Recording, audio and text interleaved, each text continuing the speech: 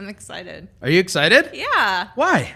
I love talking to you, just in general. So. Well, we're going to do a lot of talking. Perfect. Yeah, that's what this is all about. Podcasts are all about talking. Yes. Yeah. All right, cool. I've heard of podcasts. Yeah, there's a couple of them in the world. It's not a ton of them. There's mine, and then there's a couple others. How I built this is one most people know. I like that one. Mine's better. All right, here we go. Hi, everybody. Welcome to the Founders Mentality. I have a guest that had to make the long trip literally right down the hall to join me today.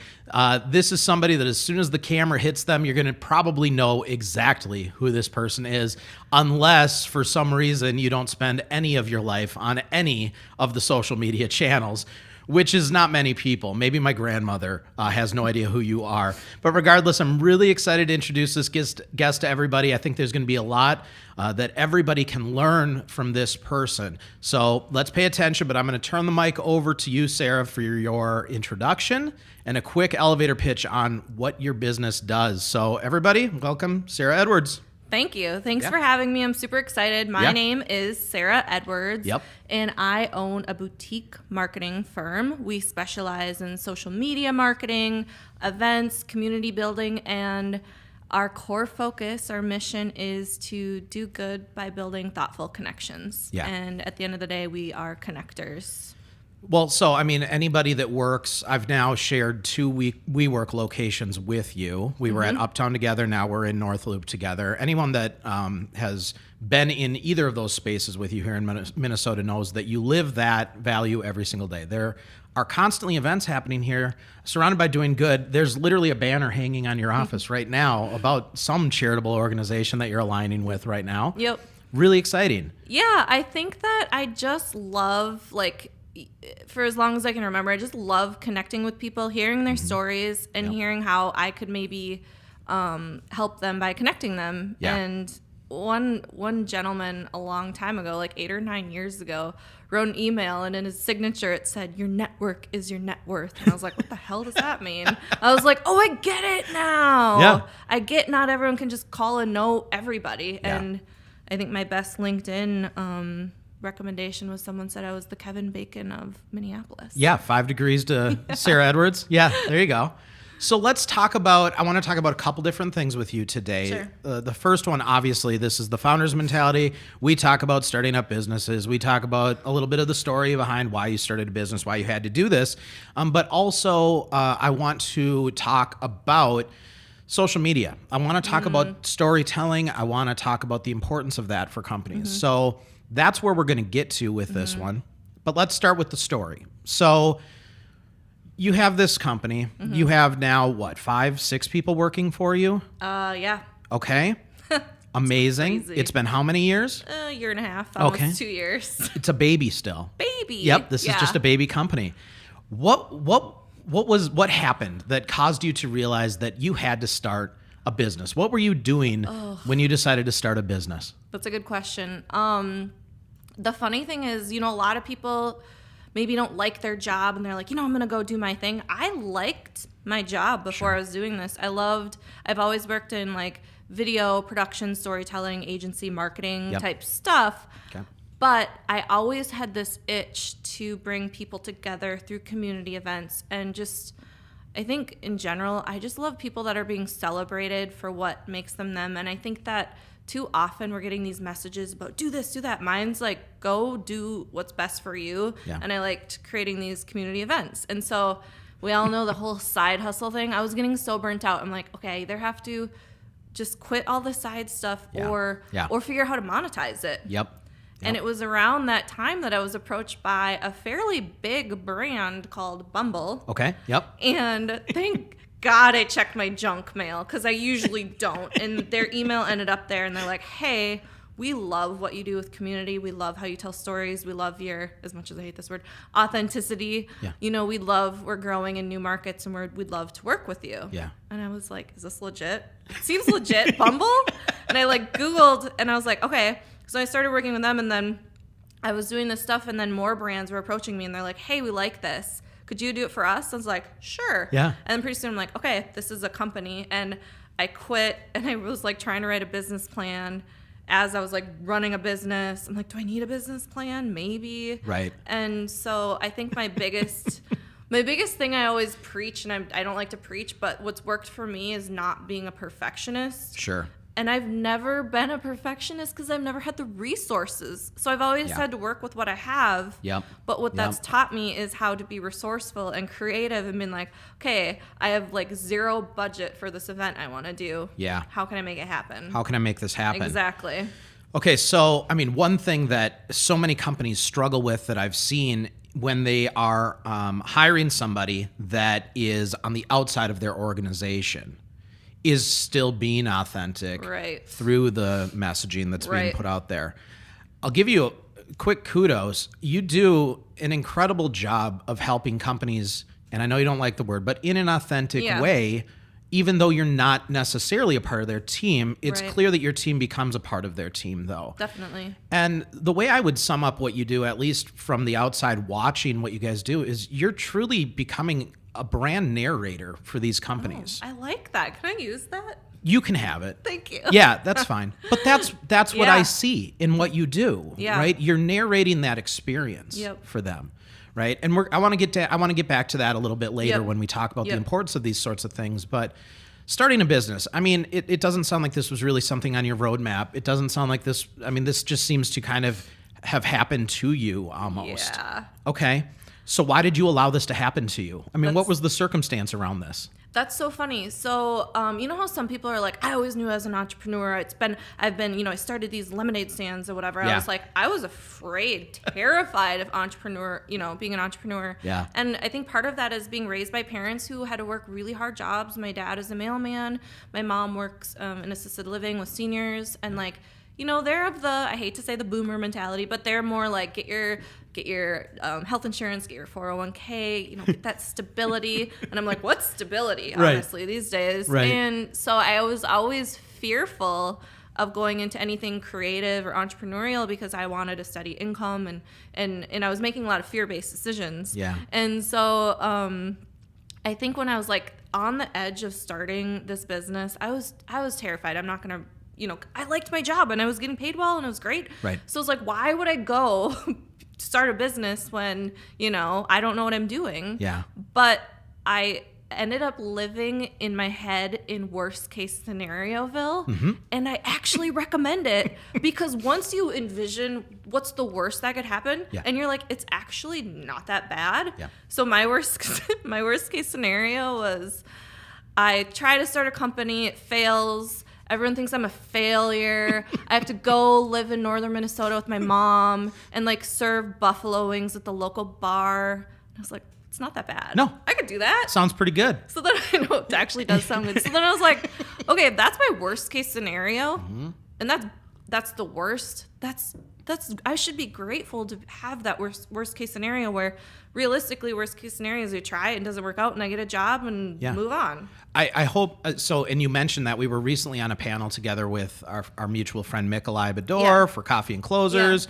The panel was called CEOs Who Sell, right? Yeah. It's always a fun one. He does that every year over Startup Week. It was an honor to be on that panel. It was really fun, and I think it was really well received. The room was full, so it's a good thing we brought you because I think you accounted for 80% of the people. I'll take the other 20. I don't think Tyler contributed anything to that one.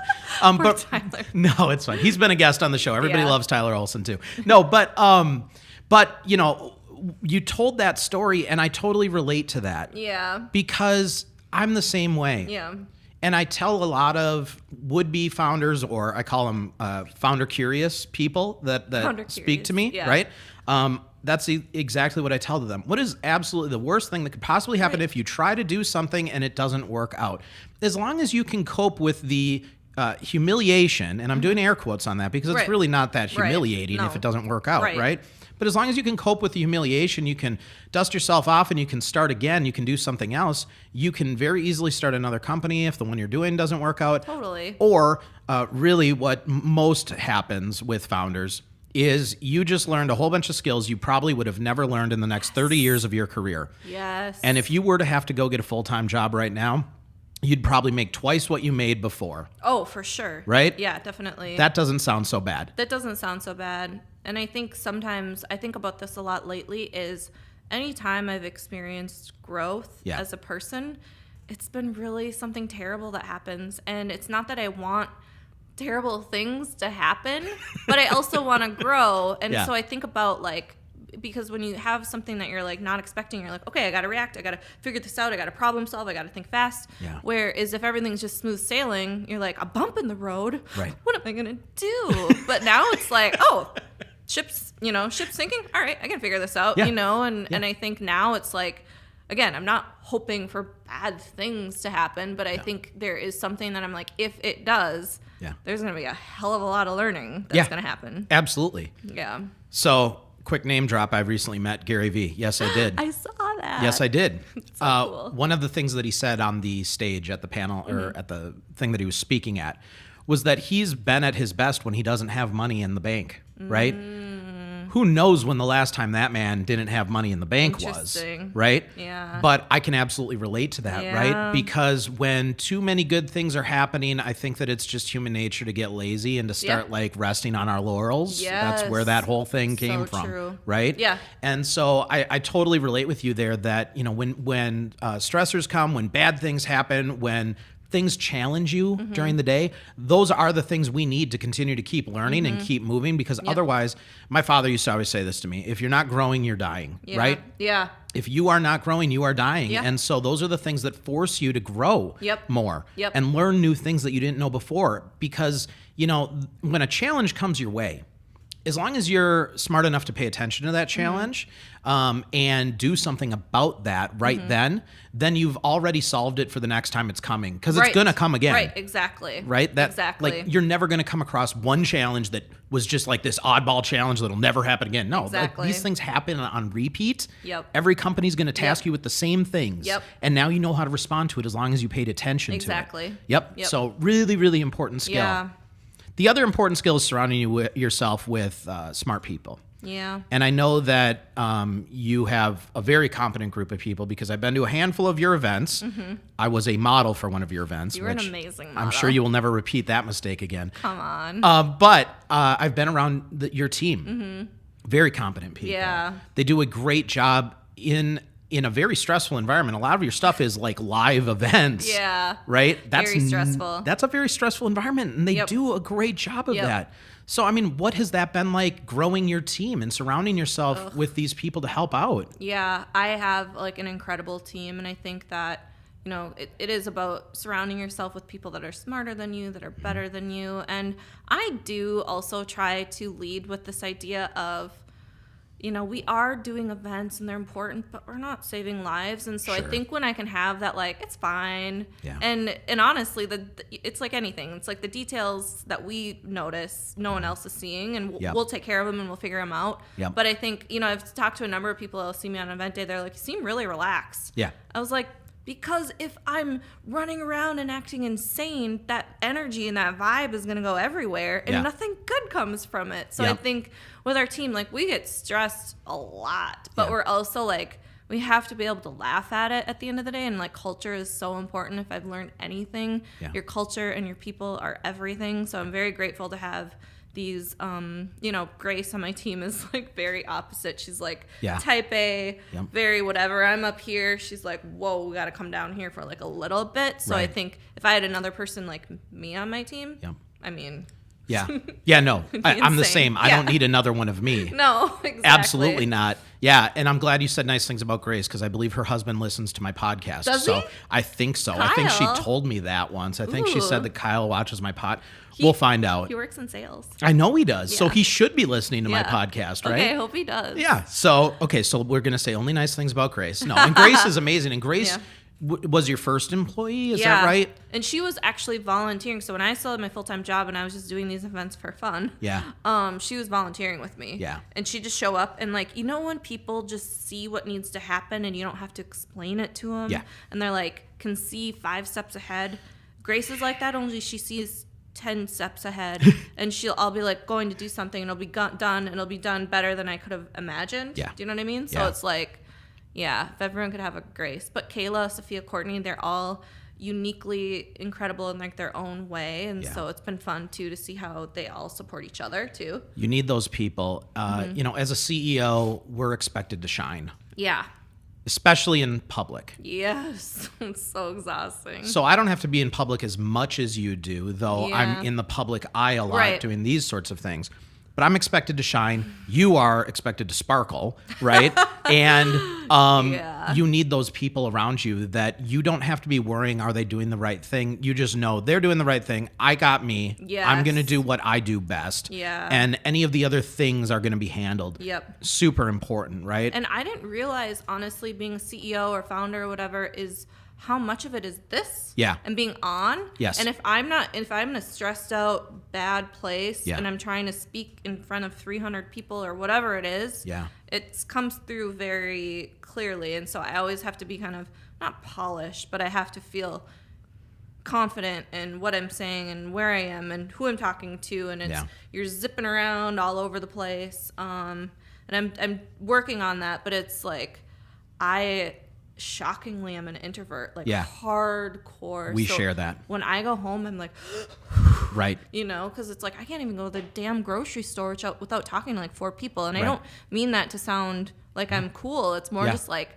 I just want to dart in, dart out, and not have to make small talk with like 5 people. But I also don't want to be a jerk. Yeah. So it's like, you know, I get a lot of peace by being at home with my dogs and my partner and hanging out and ordering delivery and having Amazon deliver all the things you need. Yeah. I saw your Bite Squad. Yeah. I love Bite Squad. They take all my money. Yeah. No, but it's true, and I think that I'm experiencing that right now as well. You? Because I put up a lot of content on LinkedIn, right? And but here's something I wanted to talk to you specifically about because I recently had a realization in myself that I think was really an important realization for me to have. And that is that the person that I project on these videos has to be who I am. So I try to only be myself in the videos that I put out.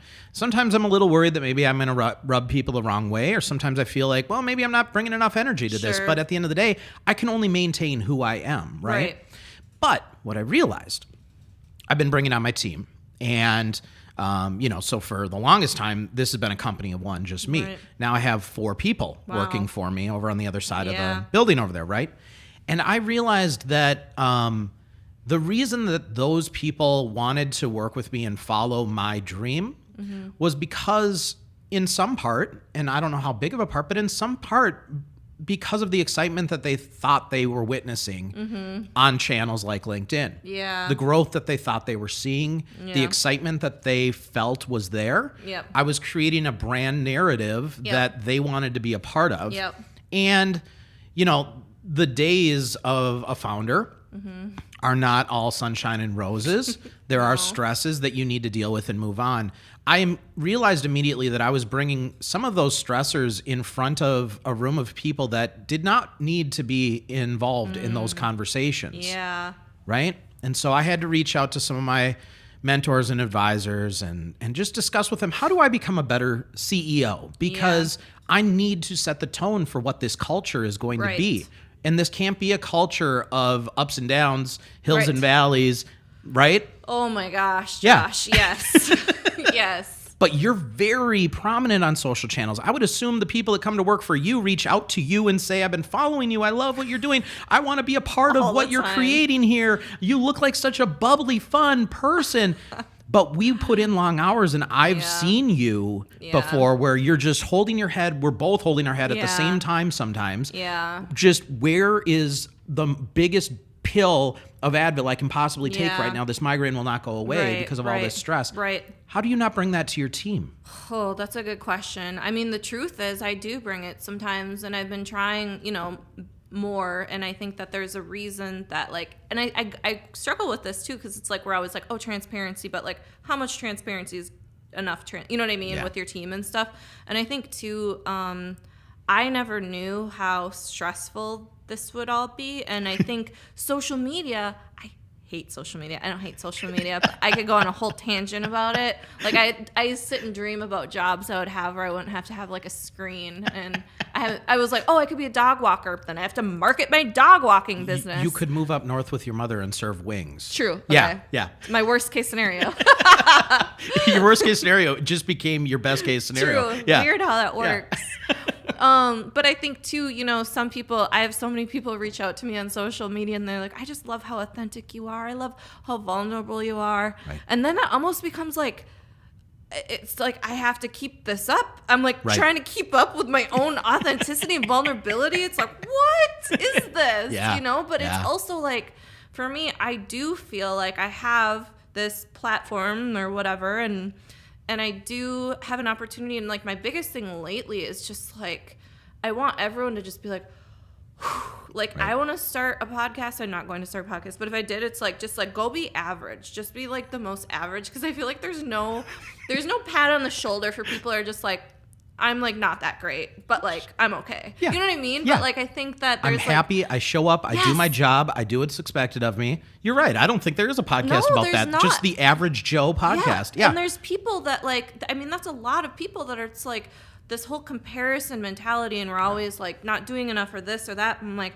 when I find someone that's like, they got a job that pays their bills, pays them enough that they need to do this stuff and whatever, and it might not appear very glamorous, but it's I'm like, that's awesome. You know what I mean? And like, and I'm not trying to dismiss that this isn't fun and starting a business and all the excitement and the roller coasters isn't great. Yeah. But I think there's something missing, and I'm interested to see where it all goes, that people are getting left out of the equation that are like kind of just like not getting by, but like doing okay, and it's like they're fine with it. I like where you're going with this. What I would add to it, just from my personal standpoint on this, and this is not Sarah saying this, you are not endorsing this, but I have a really hard time surrounding myself with people that are not passionate about something. Ooh, interesting. And so what I would say to that is, it does not have to be a founder. It does not have to be a CEO. Yeah. It does not have to be a director level person. Yeah. It does not have to be, you can be running the register at a Starbucks and absolutely love what you're doing every day and be passionate about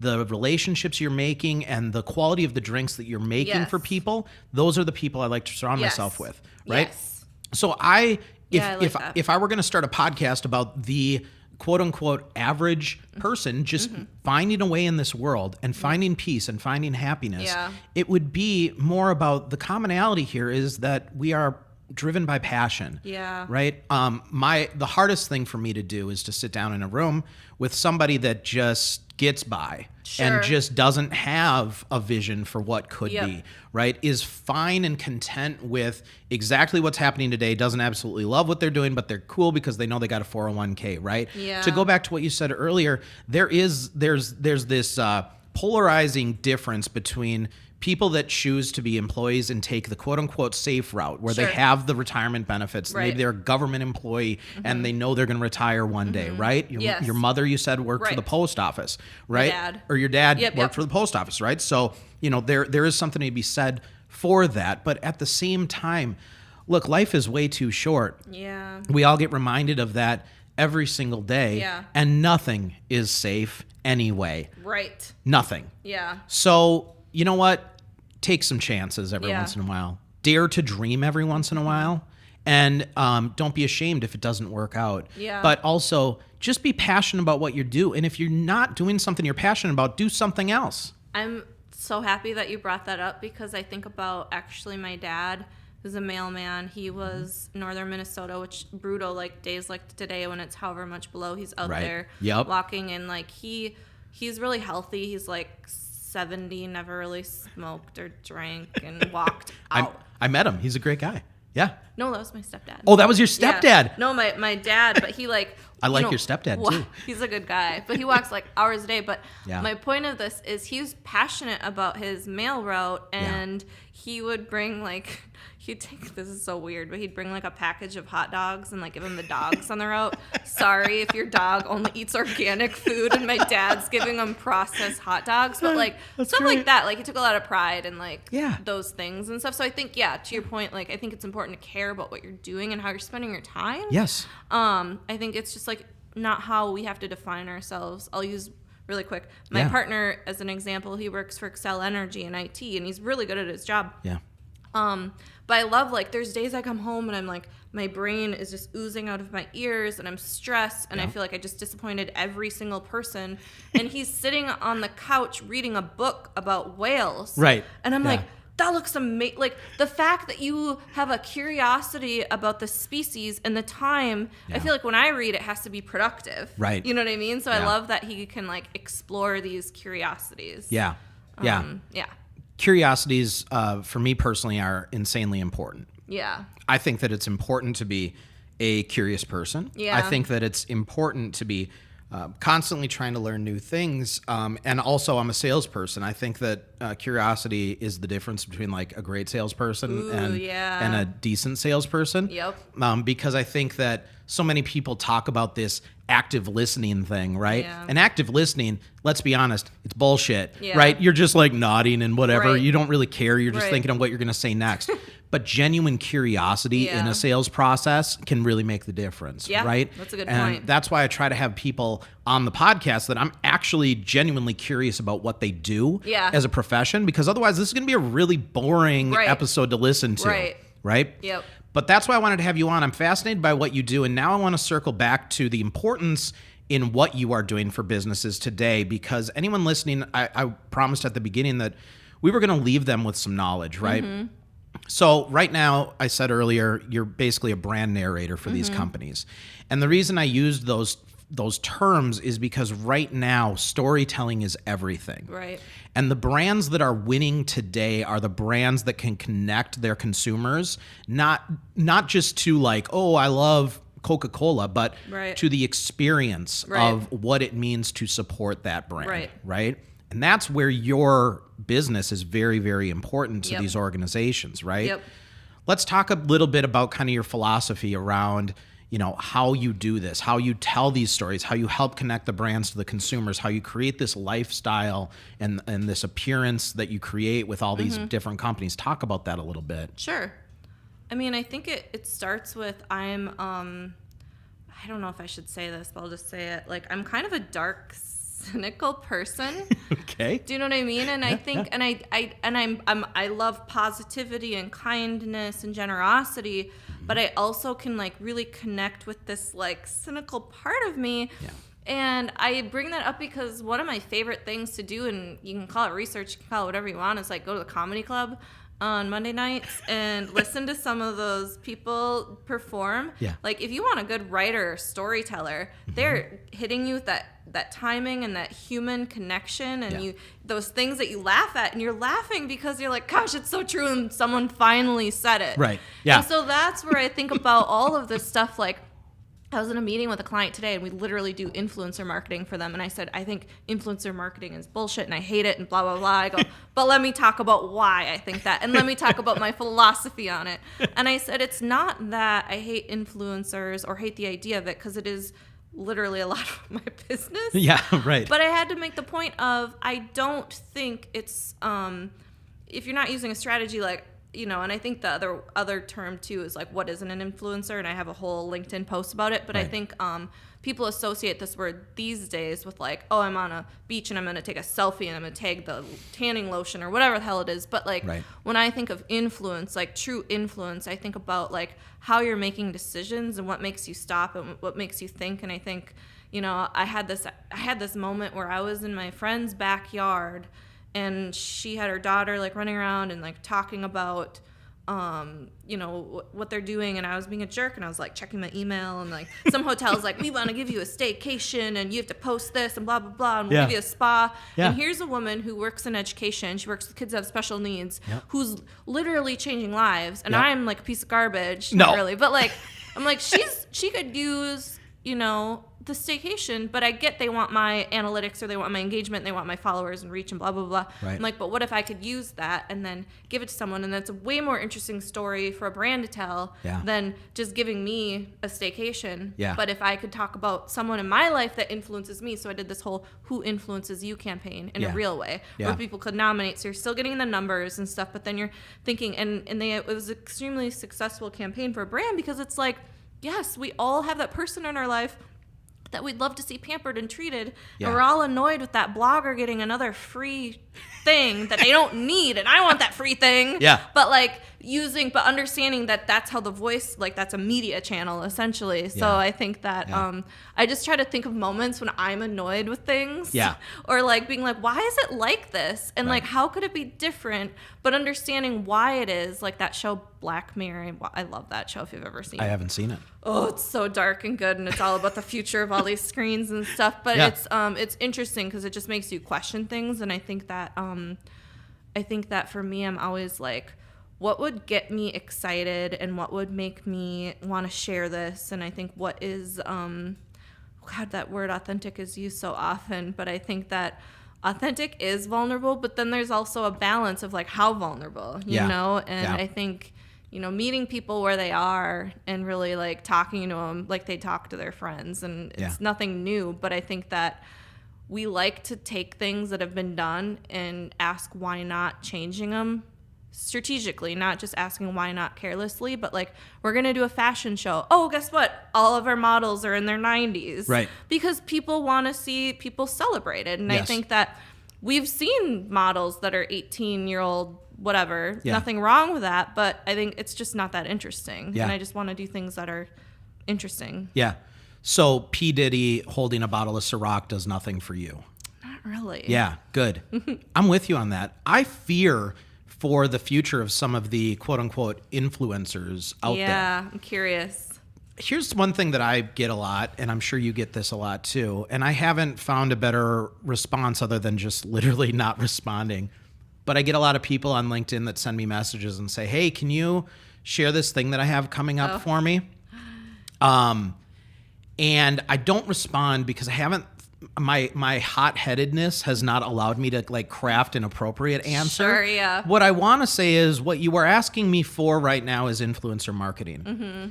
And the problem with that for me is that I don't want to do influencer marketing. Right. I don't. Like I talk about things I love all the time. Where are your glasses from? Right. Yeah, exactly. Right. Go to Specs Appeal. No, I talk about things I love all the time. Yeah. Right.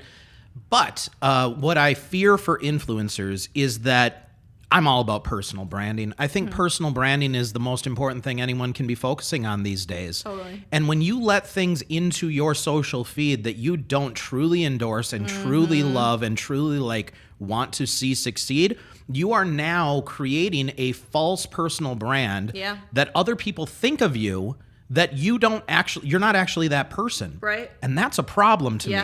Right. And that's why I will never share something that somebody shares with me unless I'm like, oh, yeah, I think that's valuable. Yeah. I personally would put my name on that. Yeah. Right. I'd rather not collect money for that and not share it. Right. Right. Right. Well, and it's interesting too, and it's like people are smart. They see through this crap. Like there's there's all these influencers, and I'm like, I'm not an influencer, and I don't mean that in a entitled way. Just like I do marketing and events, and I happen to have people that enjoy the stuff I do. I have young women love their innocence, but they're like, how do I become an influencer? Yeah. I was like, not like that. Yeah. Like go do shit people care about, you know? And so it's like when I think I get defensive when people put me in this influencer category, because it's like, I've been doing events, I've been doing community building, I've been creating experiences that people love. Yeah. And I've never even, like, I spoke on this blogger thing the other day, and I wasn't trying to be a jerk, but I was like, I don't use hashtags, I don't think about algorithm. You know what I mean? Not like I'm too good for it, I just, like, that's just not interesting to me or important to me. So, but my point was there's this really fancy influencer, I don't know if she's from LA or New York. She flies jet sets all over the world with all these fashion brands paying her who knows how much money. And she was at some climate change party event talking about the importance where like what she does for work, fashion. Yeah.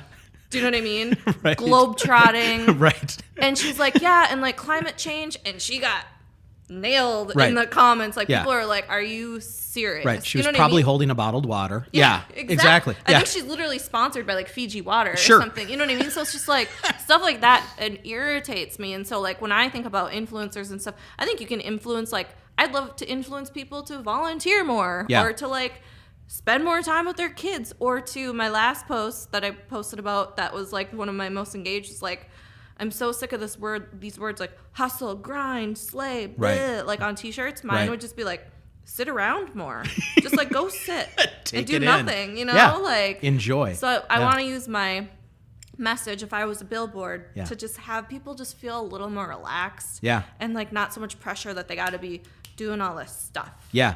Okay, so what I would counter with that on is you say you're not an influencer. Oh, I am. But you are an influencer. Right. So I remember this was years ago. This was actually really early in my career. I read an article. I was working in a marketing agency, and they were talking about paying attention to influencers. Mm-hmm. But this article was not talking about social media influencers. This article was talking about people like you that inspire other people around them Yeah. to do things. Right. Right? That's what they were talking about. Yep. That is where the term social media influencer came from. Right. Was from all of these studies that were pointing out that there are certain people that just have this allure Yeah. and know how to present this properly that make other people want to do the things that they do. Yeah. Right? And you're using you are an influencer, and you're Yep. using your influencer platform for good, though. Yes. And that's what I like about you, right? It's like I said, there's a sign literally hanging on your office right now. I should just turn one of the cameras and prove this. But, I mean, there is a nonprofit or what? Yep. I mean, there's an event coming up that the you're Be promoting. the Change Bash. There you go. I Yeah. mean, that's amazing, Yeah. right? Yeah, it is. And so, and is that part of Be the Match? No, that's for Hands on Twin Cities. It's Okay. their 100-year anniversary. Awesome. Yep. Okay, there you go, right? So I'm excited. These are important things, though, right? We Right. need people around us to inspire us, especially if it's to do good. And Right. I'm trying to use my platform to do the exact same thing, Yep. but in the startup ecosystem, Yep. right? I want more people, if they feel the desire to go down this road, I want them to know the success, the highs and lows of what it means, so that when they start this, they aren't just hit with a wall where they're Right. like, oh my God, why did no one ever tell me that this was going to happen? Right. Well, we're trying to tell you Yep. all these hardships are going to Yeah, come, it's but there's important. light at the end of the tunnel. Yes. There are good things that will come out of this. Yes. And that's what I'm trying to promote. Yes. Right? So Exactly. I think that's important. No, that's a good point. Sarah, I need to cut you off because we've gone over time. I Have try to we? keep these at 30 minutes, and we've already gone long. Love it. But that's because I love talking with I you. love talking with you too. So we'll have you back on some other time. Okay. It's fine. But look, anybody in the local community, if you haven't been to one of Sarah's events, Yep. just go to one of Sarah's events. It's a blast. I mean, Thank the last you. one you had here at Uptown, it's probably because I was modeling, but there were like 400 people in this yeah, building. it was crazy. It was absolutely Yeah. insane. Yeah. Yeah. And It was so fun. I got to be a model because of you. I haven't added that to my LinkedIn profile yet, Me though. too. But I should say retired model. And people would be like, what, 40 years ago? And yeah, I was a child model. But that was a ton of fun. And seeing all the people that came out, they understood the mission of that event, right? And I think that that's the power of what you do, is that these aren't just parties to throw parties. No. These are parties with a mission behind them that is properly executed in a way that the people that show up understand why they're there. And that's important. Thank you. So you do great work. People should definitely come out and support you. If there's a business listening right now that's like, hey, maybe I should reach out to Sarah, what's like a good fit sort of client for you? Ooh, that's a good question. Yeah. Gosh, we've grown so fast and furious that we're actually great. I'm grateful that we're at a place where we can turn away work if we're not a good fit. Yeah. Which is Yeah. a luxury. But Yeah. we really work great with brands that are local or that are focused on connecting with their community in an authentic way, through storytelling, through maybe a little humor, a little whimsy, and aren't afraid to just try to do things just a little bit different. Yeah. Yeah. I mean, after senior events, I think that sums it up. Thank you. Yeah. so you are doing that already. Thank you. So if there's any brands out there, I mean, you work with some really cool brands. I mean, Yeah. there was Prairie Organic. Yep. Jaguar always has vehicles outside of this Yep. WeWork, so that's kind of cool. Jaguar Land Rover Minneapolis. Yep. Canopy by Hilton Hotel. Yep. Cameron's Coffee. Hands on Twin Cities. Yep. Sherman Associates. The list goes on and The on. list goes on and on. Yeah. So, I mean, anyone listening, reach out to Sarah. What's the best way to get in contact with you? What's the web address? I am SarahEdwards.com. We could do an entire podcast about why you called your company your own name and the trials and tribulations ahead of you with that move. But we're rebranding. Are you rebranding? Oh, it's a good one. We're going to leave that as a cliffhanger. I've always liked your name, though, because you really just drew a line in the sand and said, look, I am Sarah, hear me roar, right? That's what I'm going to go with. But I can't wait to see the rebranding. I'm excited. This is the cliffhanger. Yes. When is this releasing? You're invited Thursday, March 26th at the Machine Shop. Okay. Oh, I love that location. It's gonna be amazing. The Machine Shop is probably my favorite place for events in Minnesota. Yeah. Cool. Okay. Very cool. Well, thank you for being a guest, and thank you everybody for joining. We will be releasing another episode in just 2 weeks, and I'm not going to even tell you who the guest is just yet, but I think you're going to really like this next one as well. And I hope that you learned a lot from Sarah today. So have a great rest of your day, and thanks for tuning into the Founders Mentality. Bye.